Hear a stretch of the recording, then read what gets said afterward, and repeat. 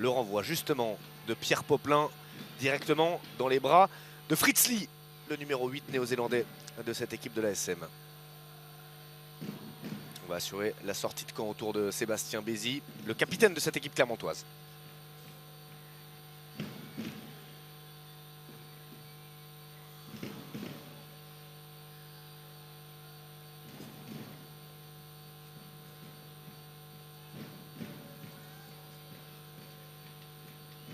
Exactement, puisque c'est Lucas Desaigne qui a intégré le groupe de 23 joueurs sur la feuille de match pour cette affiche face à Castres. On le rappelle, des Castrets qui restent sur une défaite à domicile. C'est assez rare de voir les Castrets s'incliner ici à Pierre Fabre. Ils se sont en plus inclinés face à une équipe réputée plus faible, en l'occurrence l'USAP.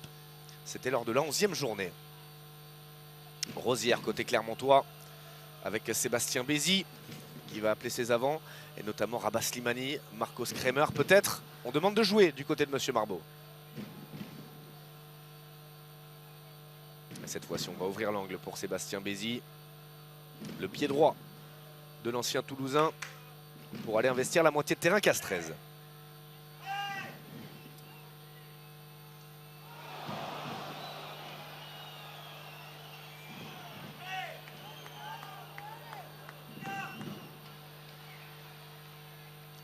Que Jack Goudiou n'est pas le plus rapide, ce n'est pas le plus technique, ce n'est pas le plus physique, mais il a 15-16 partout. Et on comprend pourquoi il est All Black, parce que depuis qu'il est arrivé, il montre qu'il fait quasiment 100% du temps les bons choix.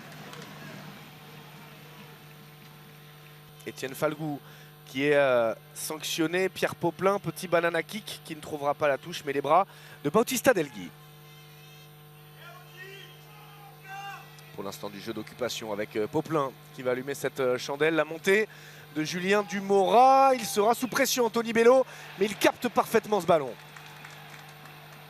Bézi avec Georges Moala, lui aussi ancien All Black, Iviré Tiraka qui a réussi à trouver du soutien à son extérieur. La remise intérieure de Léon Dari Carrère, il n'a pas pu lui redonner Sébastien Bézi, mais pour l'instant ballon conservé. Non, le drapeau qui s'est levé et ce sera une touche.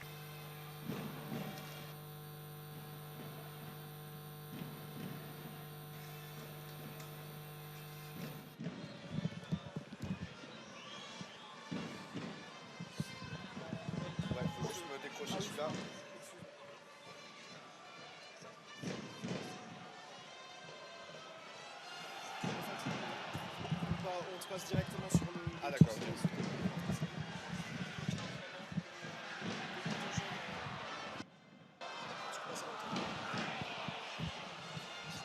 Pardon? Ok.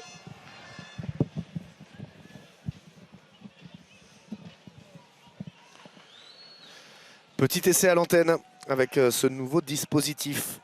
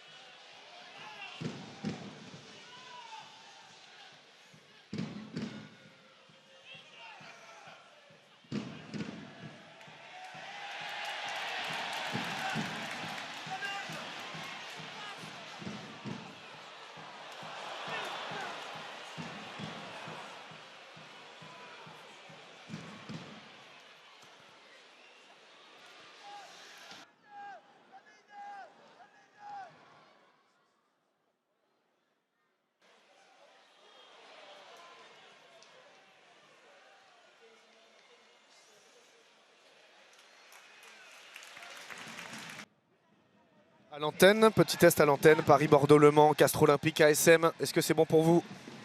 Super, merci les gars.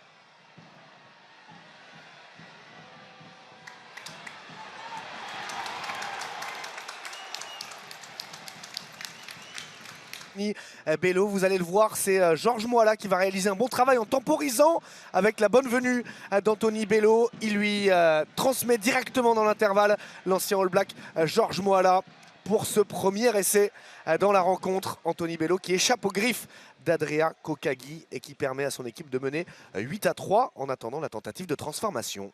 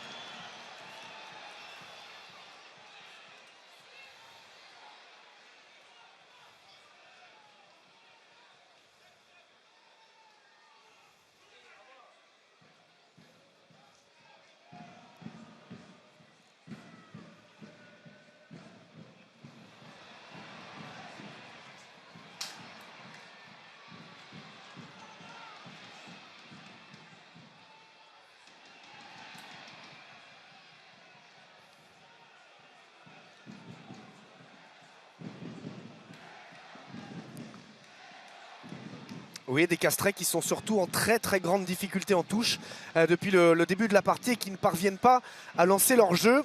Et forcément, ça donne des ballons à l'adversaire clermontois, ça ouvre des brèches également. Et ils sont un petit peu sous pression à l'image de cet en avant commis par Julien Dumora. Et ça va donner une mêlée bien placée pour cette équipe de l'ASM.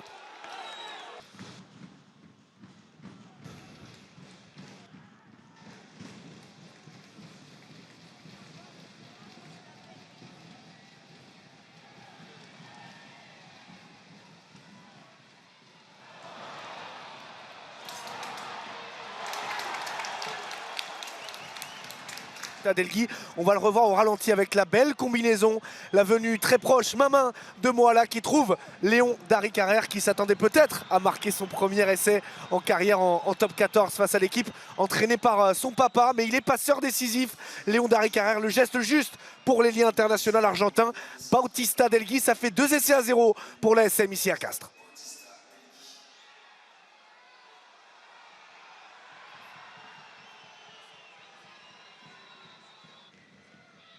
La transformation qui passe pour Anthony Bello et ça fait 18-3.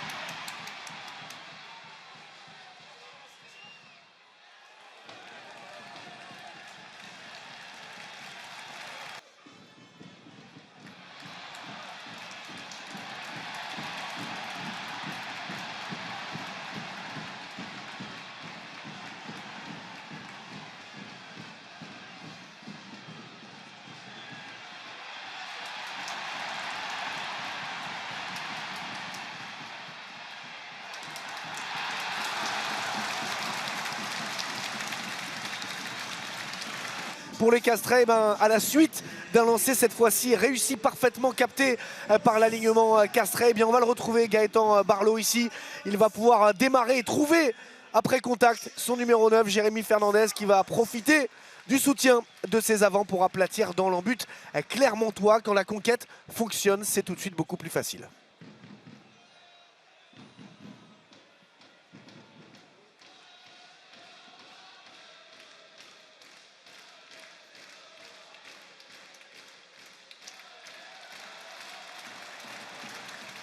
Ça fait beaucoup de pour l'instant, qui mène au score donc après une demi-heure de jeu ici à Pierre Fabre. Rosière. Et il est bien tapé, ce jeu au pied de Rosière, mais c'est Fernandez qui s'impose avec un avantage en cours.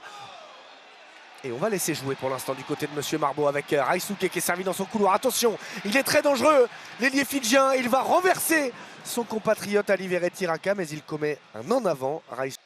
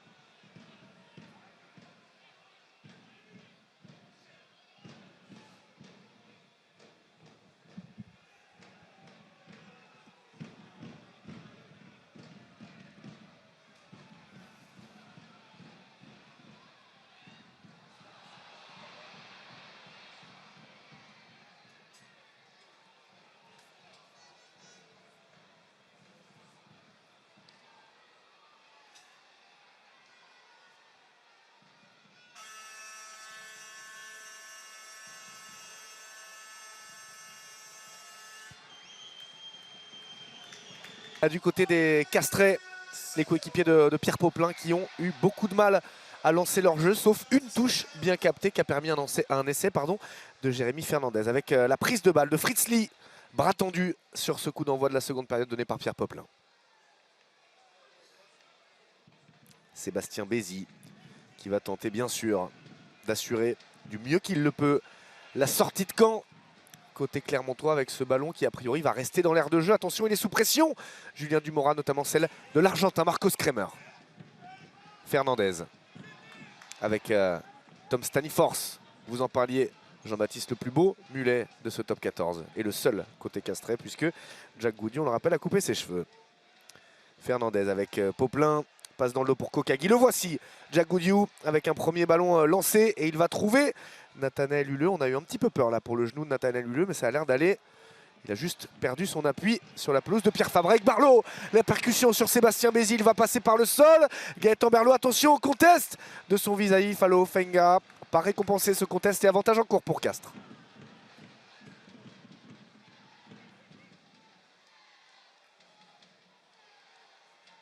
Avec ce offload de Mathieu Babillot à destination de Jack Goudiou qui va libérer son ballon. Fernandez, le jeu au pied par-dessus. On rappelle que si ce ballon n'est pas récupéré, on reviendra sur un avantage et d'Anthony Bello qui est le premier. Saisi, vous aviez vu juste Mathieu. C'est bel et bien le plaqueur qui n'est pas sorti de la zone.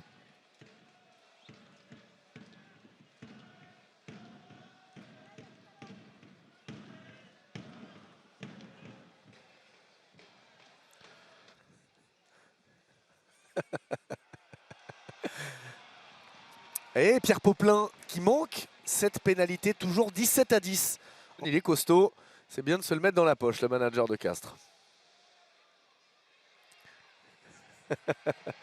Avec Adria Kokagi, le centre fidjien de cette équipe castraise. Staniforce désormais avec l'activité toujours débordante du deuxième ligne australien, cette fois-ci passeur et soutien offensif aux côtés d'Abraham Papali. Encore un offload de la part de Nakarawa avec Popelin qui a trouvé Goudiou. On met un petit peu de vitesse cette fois-ci avec Mathieu Babillot qui est mis au sol par le bon plaquage de Georges Moala. Staniforce, encore une fois, du jeu en pivot de la part du numéro 5 de cette équipe castraise. Avec une nouvelle fois Goudiou dans un rôle de distributeur. Kokagi.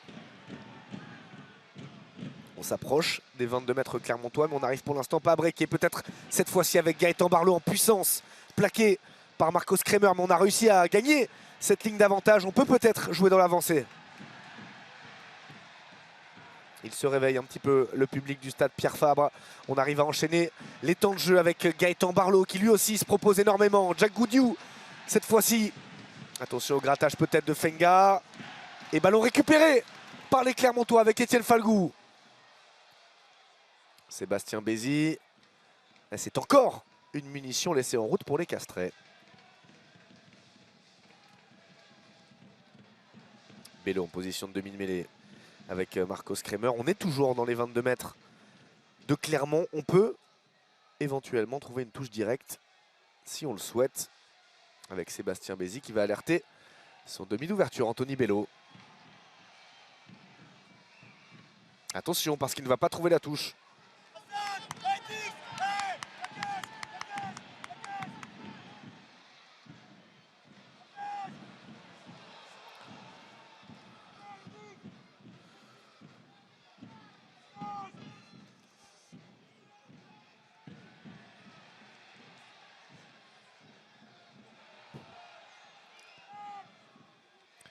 Gaëtan Barlow qui confiait à la mi-temps que les Castrais avaient été surpris par l'engagement mis par les Clermontois depuis le début de cette rencontre. Forcément, quand on est entraîné par un certain Christophe Furios et qu'on se déplace à Pierre Fabre, il doit y avoir quelques discours de motivation bien sentis. Pierre Popelin qui pour l'instant est au sol. Il va se relever, l'ouvreur Castrais, avec visiblement une douleur à l'avant-bras, au poignet gauche. Attention à ce ballon encore une fois récupéré par les Clermontois. La petite passe volleyée de Sébastien Bézi. Il s'est couché sur le ballon. Anthony Bello, c'était chaud. Et c'est récupéré par les Castrais avec ce contre-rock. Barlow avec Babillot, la fin de passe du capitaine Castrais. Le jeu au pied de Babillot. On n'y a pas trop cru là du côté de Julien Dumora. Mais c'est pas qu'on n'y a pas cru.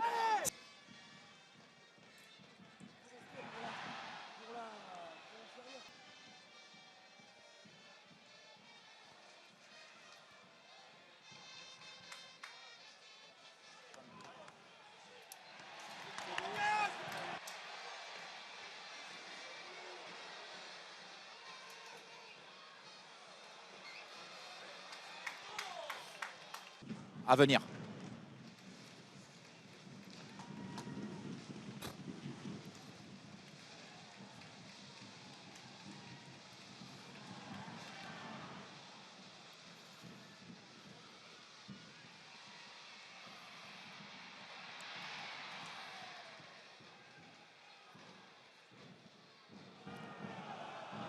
Gaspard, apparemment Dumora il a une poche de glace sous la plante de pied. Donc voilà, ça a l'air d'être ça, ouais. Je ne sais pas si tu as les images. Ouais, mais regarde, il va y avoir les images là. Il va les prendre, la cam va le prendre. Et il a les glaçons sous le pied. Je t'en prie.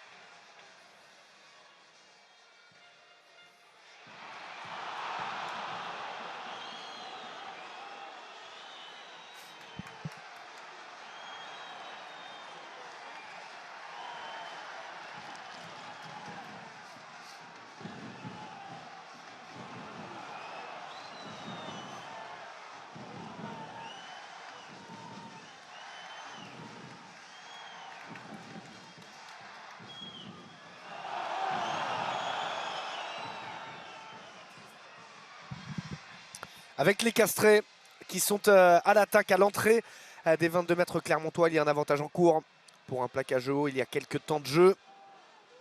Monsieur Marbeau qui pour l'instant laisse jouer avec Santi Arata qui est entré en jeu. Nick, champion de Crespigny, également en troisième ligne. Et on va le retrouver, le demi-mêlée uruguayen. Arata avec Baptiste Delaporte. Il y a des Castrets qui poussent, qui ont clairement la possession dans cette seconde période, mais qui pour l'instant ne trouvent pas l'ouverture. Peut-être cette fois-ci avec Goudiou. Arata avec Poplin qui retrouve peut-être, non, il n'a pas pu retrouver son arrière. Théo Chabouni à son intérieur. Arata une nouvelle fois. Gaëtan Barlow, vous le disiez Mathieu tout à l'heure, au four et au moulin, la confrérie des talonneurs qui a parlé avec Goudiou, qui a trouvé Nakarawa pour le offload avec Okagi, la dernière passe peut-être pour Nathanaël Huleux, ça s'est refermé devant l'ancien Vante. Arata une nouvelle fois à la baguette pour l'instant. Elle tient bon cette défense clermontoise, elle est un petit peu indisciplinée depuis le début de cette seconde période. Avec Poplin, le jeu au pied de Poplin à destination de Raisuke. Vous aviez entendu Monsieur Marbeau. Et c'est la touche qui est choisie par cette équipe de Castres. On a réglé un petit peu à domicile pour le CO. Delaporte, on a combiné avec champion de Crespigny. Staniforce qui va demander du soutien, celui de Babillot. On relève ce ballon et peut-être une nouvelle longue séquence à suivre. Le CO en attaque et Clermont sur sa ligne ou presque.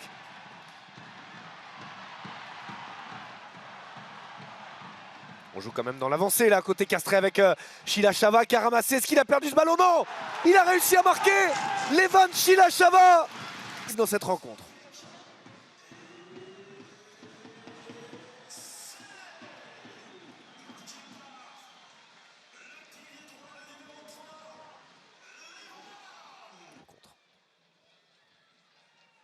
Le pied gauche de Poplin, ça part haut et ça heurte le poteau malheureusement toujours.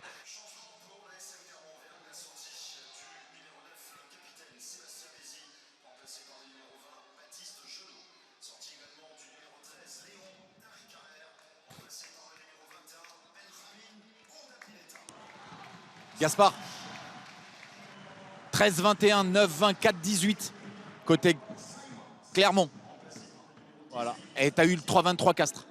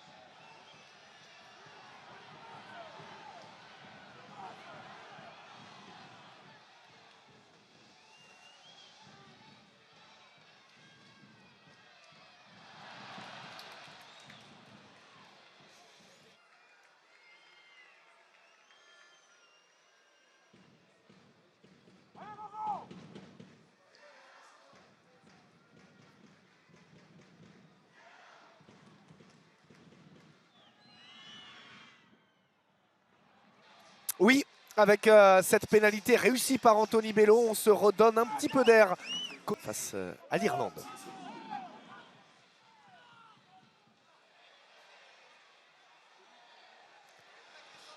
Je suis tout à fait d'accord avec vous, Jean-Baptiste, avec deux échecs pour...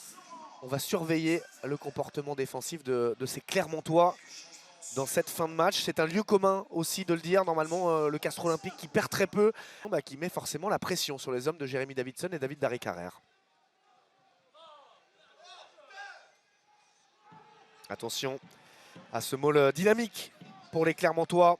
Ballon dans les mains de Lanin avec Baptiste Jonot et son casque qui est à la baguette.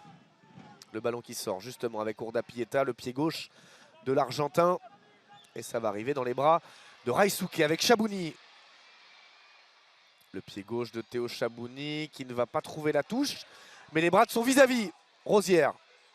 Les appuis de Rosière, le bon plaquage de Chabouni. Entré en jeu tout à l'heure à la place de Julien Dumora. Beria refoulé par la défense de toute la première ligne du Castres Olympique avec Urdapieta, du jeu dans le dos. Moala, on est un petit peu arrêté avec peut-être Raka désormais. Et surtout Peseliato face à deux compatriotes, Kokagi et Raisuke. Et le grattage. Le grattage récompensé.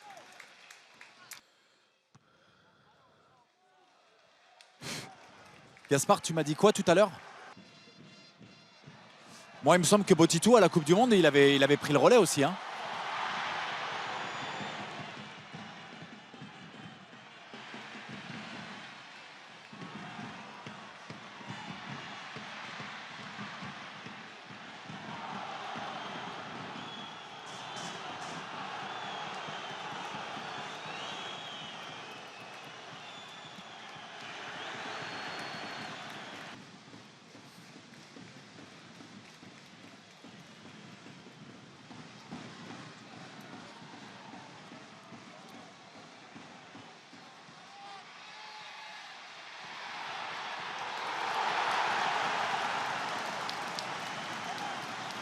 En fin de match, et ça ne les a pas empêchés, même en étant conscients de ces problèmes, d'écoper d'un carton jaune et d'encaisser un essai avec cet énorme travail de Santi Arata qui permet au Castres d'égaliser à 20 partout. Regardez encore la vivacité, la puissance, cette capacité à rester debout, toujours aussi impressionnante de Santi Arata, et forcément la déception de Peseliato, coupable d'une faute il y a quelques instants et qui a laissé ses coéquipiers à 14.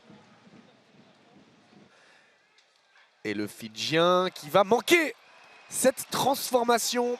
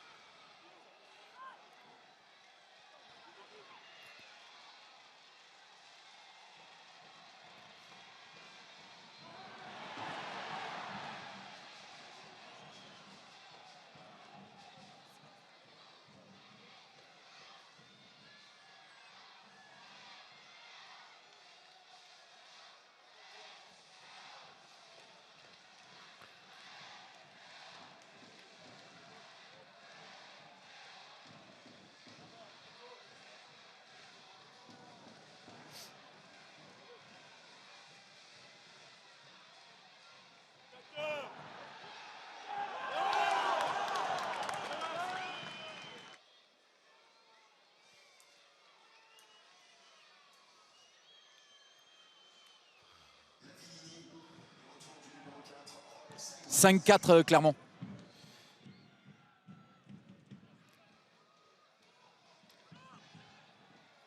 Et encore 4 minutes en infériorité numérique.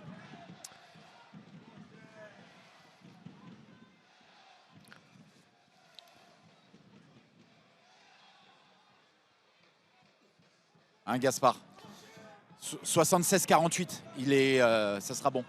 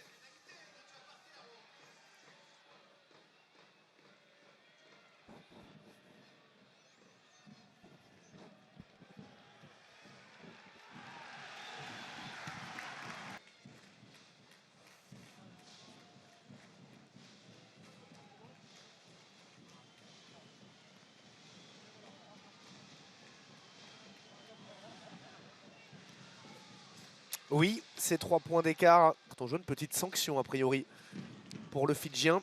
Et les deux équipes sont toujours à 15 contre 15.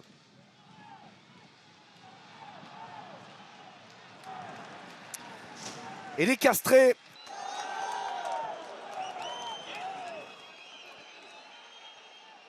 Monsieur Marbeau sur cette introduction illicite de Santi Arata en 2 temps.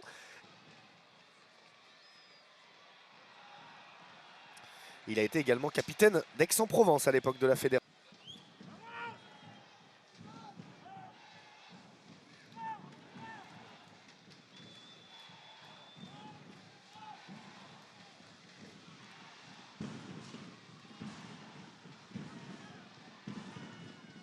Oui, vous le dites, Jean-Baptiste, ils obtiennent quand même une pénalité. Ça va leur faciliter la tâche aux Castrés. Le ballon qui, comme prévu, sort en touche.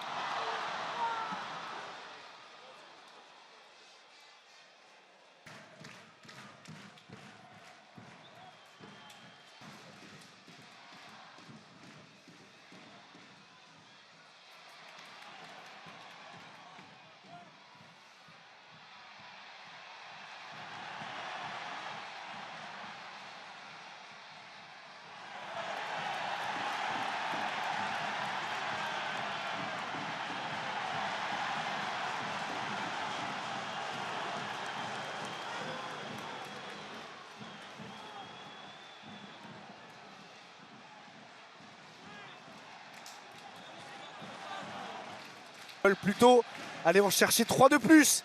Un essai non transformé suffit au coéquipier de Baptiste Delaporte qui est devancé par Simons sur ce coup. Lancé perdu pour les Castrés qui vont s'incliner 23 à 20 au terme d'un suspense fou. Ils avaient réussi à se rapprocher de la ligne d'essai clermontoise, mais ils ne parviennent pas